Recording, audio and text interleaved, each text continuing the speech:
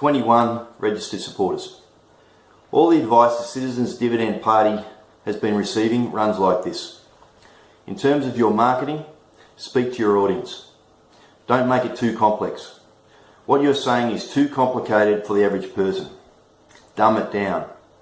You know, like the other parties do. However, after thinking quite a bit about this, we have concluded we are not like a mainstream party. That is, rather than focusing on getting elected, our goal is to disrupt the status quo so that a better welfare safety net system may be substituted. That is, the implementation of a predominantly GST funded universal basic income, i.e. the citizens' dividend. We are trying to substitute a better system because we think Australia is travelling down a dire path. This will be explained in later videos.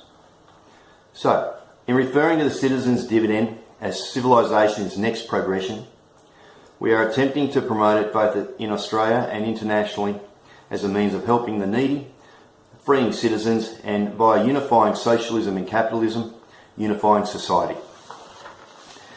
Then, with our society in much greater order, we will be increasingly able to focus on such extraordinarily important issues as the environment. So, the Citizens Dividend Party's only purpose is as a heavy lifting vehicle for raising and highlighting this issue so that ultimately the policy is implemented.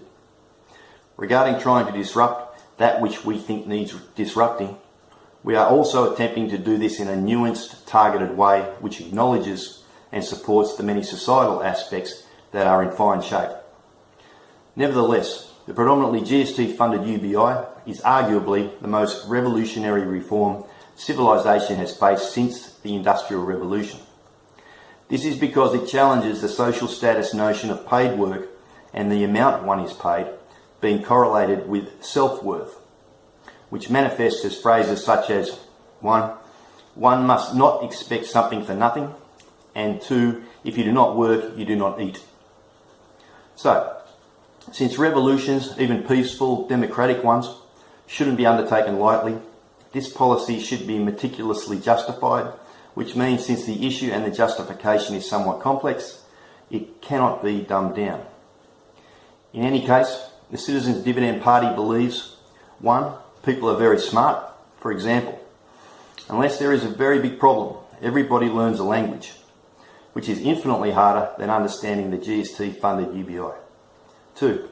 Australia's citizens are educated. Unlike many other countries, Australia has both a universal education system and by and large a free speech society, both of which nurture the ability to think. 3. If concepts are found to be difficult, invariably it's because an adequate contextualising foundation hasn't been laid. Regarding the citizens' dividend, the following videos will attempt to provide the necessary foundation. 4. Many people's lack of interest should not be confused with an inability to understand. 5. We live in a democracy where by definition and despite what is sometimes said, the most powerful entity in the great southern land is the Australian voter. So if we think it's best to give up on educating and learning from one another, then we should perhaps consider reverting to authoritarianism. So, in order to promote the GST-funded UBI, the Citizens Dividend Party has 4 escalating objectives. 1. Become registered in Australia as a political party. We need 500 members. 2. Have a representative/representatives elected.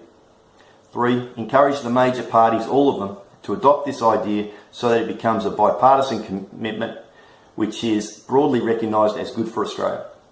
4. Support the mainstream parties in any way possible as they implement the policy. Obviously, currently, we are at stage 1, still trying to induce the idea of a citizens' dividend into becoming part of general thinking. However, given the feedback from economists, political identities, including overseas, and others, we believe the seed has already been planted. Tomorrow, the topic is Australia, the state of the nation.